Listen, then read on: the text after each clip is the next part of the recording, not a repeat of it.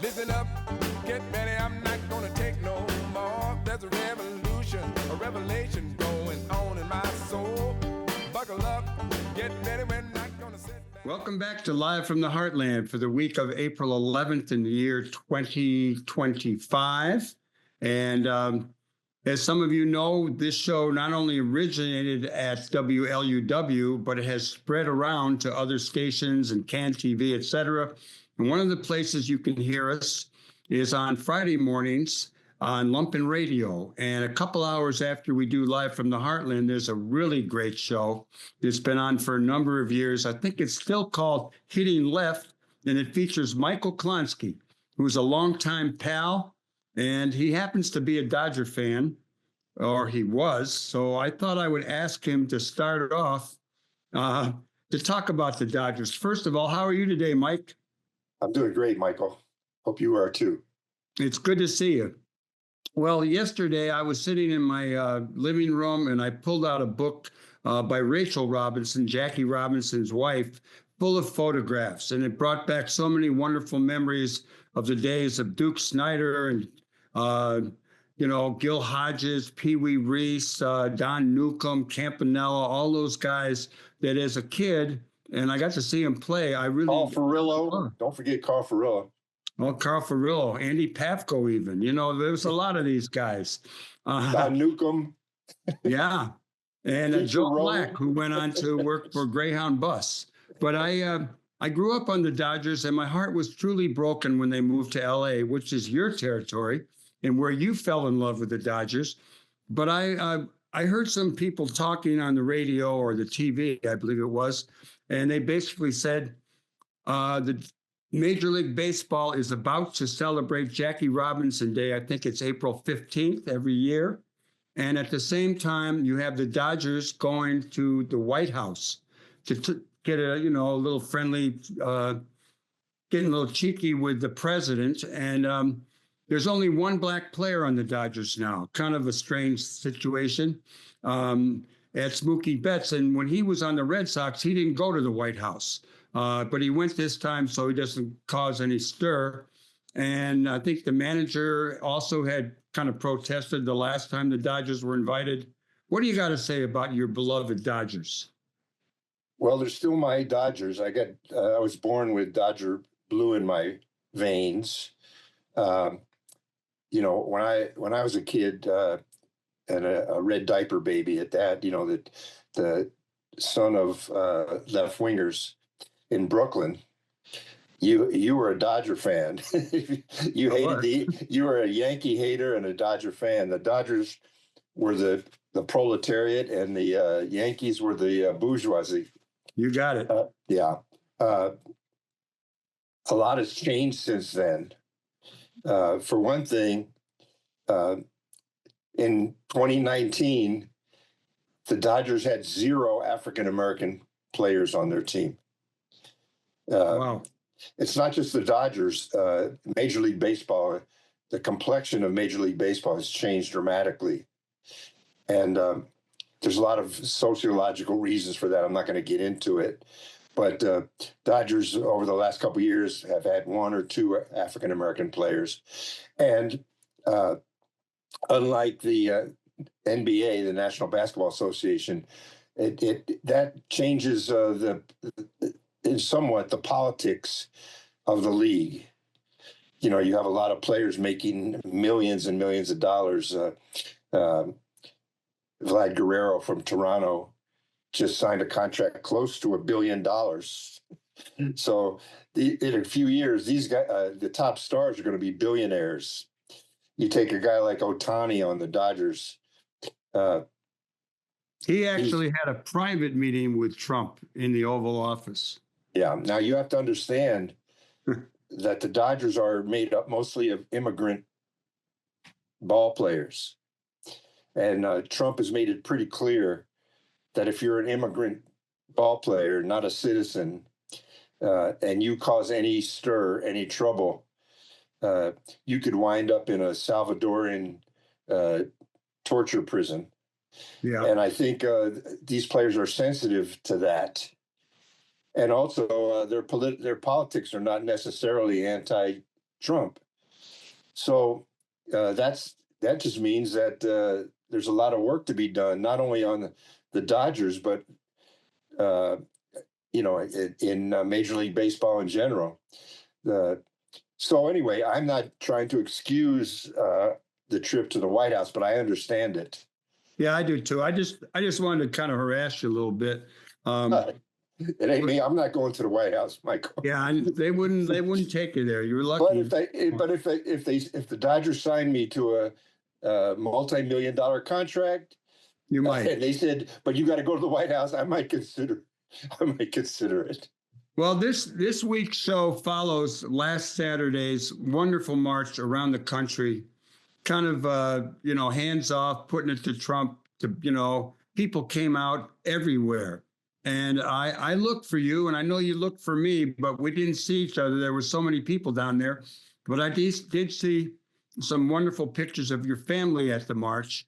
And I'm just curious to know, what do you think mass marches do in the midst of this outbreak of white supremacy, to say the least?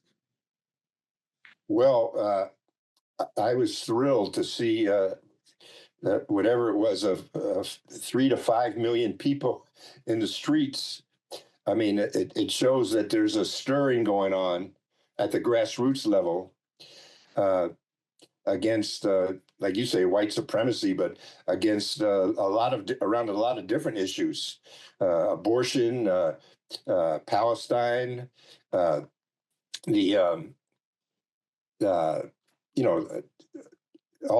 the issues around creeping fascism, rule by oligarchs. I mean, Bernie Sanders and AOC have been getting 35,000 people out to their on their anti-oligarch tour. So it shows that masses of people are waking up after being put to sleep, really. And I would attribute that to the Democratic Party leadership, who's been preaching for us to lay low and let Trump step in it himself. And I don't think that's a winning strategy. I was really happy last week. We had two big victories, really. The one in Wisconsin, where Susan Crawford won her Supreme Court seat and tipped the balance on the Supreme Court to the progressive side, and then followed up by these mass marches. The question now is how to turn that momentum, how to turn that grassroots momentum into a real movement, a real lever for political change. And for that to happen, a lot of work has got to be done. I mean, we'll take care of the stuff in the streets. There's going to be another rally I believe it's on the April 19th. And if you want information about that, your listeners, they can go to WLUW5050.1 and find out about events near you. The marches are going to grow and they're going to get more militant. But the question is, where's the leadership going to come from? And how is that going to be transformed into a movement that can win elections, that can win in 2024 and 28. 2026. 2026, I'm sorry. And who are we gonna run? I mean, where is the Democratic Party? They're not only asleep, and I'm talking about the leadership of the party, not the base, but the leadership's going to have a lot of moving to do to catch up with with their own base. And this lay low strategy is a bust. And people like Schumer and others in the party leadership who are holding things back have got to be moved out of the way and let a younger, more militant, more active group of leaders take their place. That's my take. I think there was a report in the New York Times today and I don't know, it's AOC has not declared that she's going to run for the Senate, but it had a comparison between her and Schumer, and she was much more popular among New York voters. Double-digit lead in the polls between her and Schumer. Yeah. What about universities? You and I were both involved with Students for Democratic Society. We were active on our campuses. We went on to be active in the community, in our cities, et cetera. We're seeing graduate students from other places being grabbed right off the street. We're seeing universities kind of capitulate to Trump. Columbia, Colgate just got hit with a lot of money in our own Northwestern, just a few miles from where we're talking right now. They're after them. What's your take on Trump's attacks on these so-called elite universities? Well, we saw it back in '68, Michael. We saw it in the '70s. We saw the shootings in Orangeburg at South Carolina, at that Black university. At South Carolina, we saw it at Kent State, and they just grabbed some students at Kent State. I heard. Not much has changed in that. If you're going to move towards fascism, you've got to attack the students, because the students are going to be the first ones to rebel. At that time, we called it the youth movement, and the youth movement was the vanguard movement at the time. Of course, we couldn't carry the struggle through to the end without the working class people in their millions, and I think the same thing is true today. We can't expect much help from the university leadership. I think most of the boards of trustees are solidly in Trump's camp, and they, even before Trump started this mess, even last year, even under Biden, the university leaderships were attacking the students, calling out the police, having them arrested, busting heads, things like this. So we've got to we've got to support the student movement. We've got to stop the ICE, stop the abduction of students, because it's not just the students and it's not just the immigrants at risk here. Any of us who speak out now against Trump and what's going on are going to be subject to arrest, to violence, and they're deporting people who aren't even immigrants. So they're deporting people illegally. Clearly, they're deporting people illegally. Yes, and this is a move to fascism. I don't think we're there yet, but we're. We're not just inching there. We're kind of making some leaps and bounds in that direction. I think of this Bob Dylan song. He says, "It's not dark yet, but it's getting there." Let me ask you a little bit more about immigration, because we see different responses to the terror of this regime's draconian policies on immigration. Yesterday, and this is a few days before the show goes up, the chief of the Internal Revenue Service quit over the deal to share data with immigration authorities. There was a report I read in a rural county up in the state of Washington. A sheriff is kind of at odds with his state's policy on giving ICE information about any prisoners they have. And I know the current president, the orange-haired guy and the orange-faced guy, he's counting on these kind of rural sheriffs in small town areas to defy, good policies in some states that are blue. What's your take on all that? Well, their right-wing MAGA front is filled with divisions, Michael. And we even see it on the tariffs now, the kind of split between the globalists and the nationalists within the Trump regime. Like Musk is now calling out whatever that guy's name is. Yeah, called him an idiot or something like that. It's Trump's Trump's guy in charge of trade, and this tariff thing is big, Michael.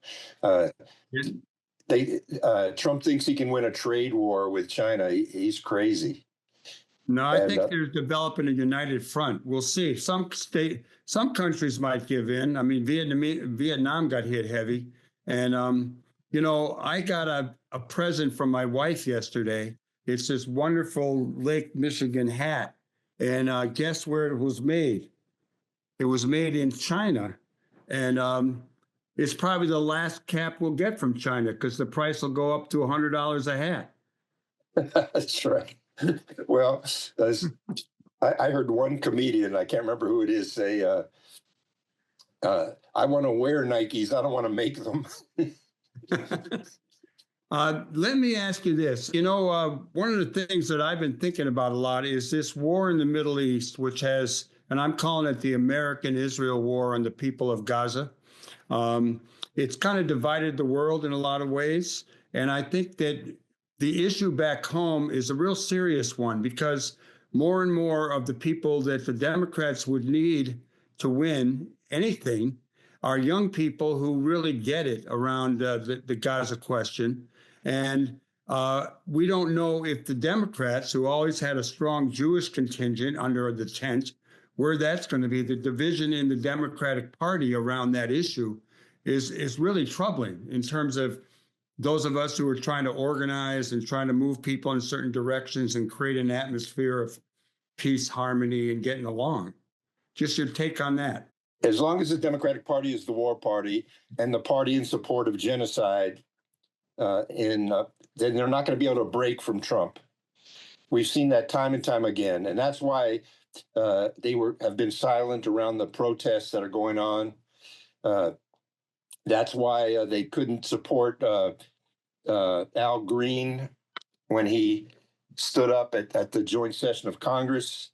They have to remain basically silent, even while their base is out in the streets in the millions, because they can't find it within themselves to criticize Israel, or at least anything beyond a mild criticism.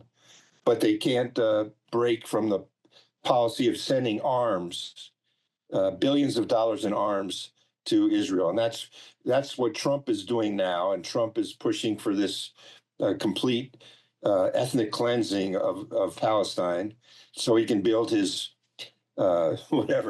his Las Vegas in Gaza. But how can the Democrats criticize it when they carry out the same policy? So if they can't criticize Israel, and if they can't criticize Trump's policy on Israel, how can they break with Trump on these economic issues? It's very difficult, and they're losing their base. And if they're losing their base, how do they expect to win elections any more than they did last time around? That's the key. Yeah. Let me ask you one last question. I'm going to bring it closer to home.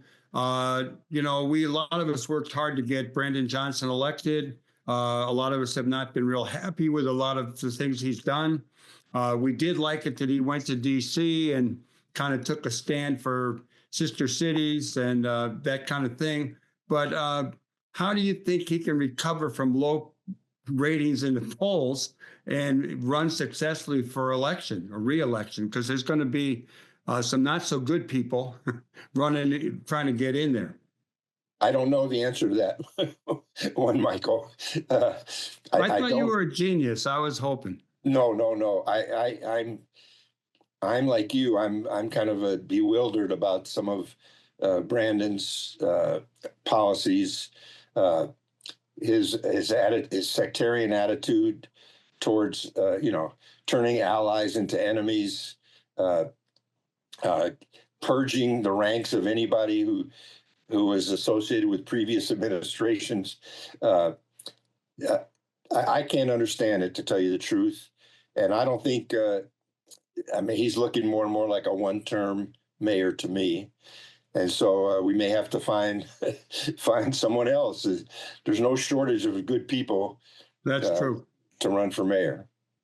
Mike, give us all a little pitch about your show that's on Lumpen Radio, and just tell people about it, and then we'll thank you.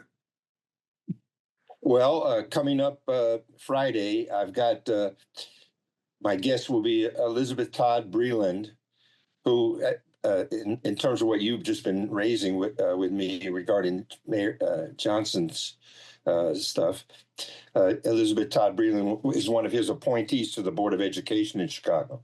But that's not what I'm going to be talking to her about mainly. She's a historian and has written a lot about Black women in history. And she's got a new book coming out about, it's a biography of Karen Lewis, the former CTU president who probably would have been mayor now if she hadn't fallen ill and passed away. So we're going to be talking about Elizabeth's book, about the life and times of Karen Lewis, coming up on Friday, 11 to noon on Lumpen Radio. Mike, can people get that on, if after the actual broadcast, can they get it online anywhere? They can. All of our live programs are available on podcasts, wherever you get your podcasts. I get mine at libsyn.com, but you can get it on iTunes or wherever. And you can do a search for Hitting Left, and you'll on Libsyn, and it'll bring up every one of our shows going back 8 years now. You know, this is our 8th anniversary was in February. We're going on our 9th year now. Well, good luck. You're never going to catch Live from the Heartland, though. And I want to thank you for coming on the show.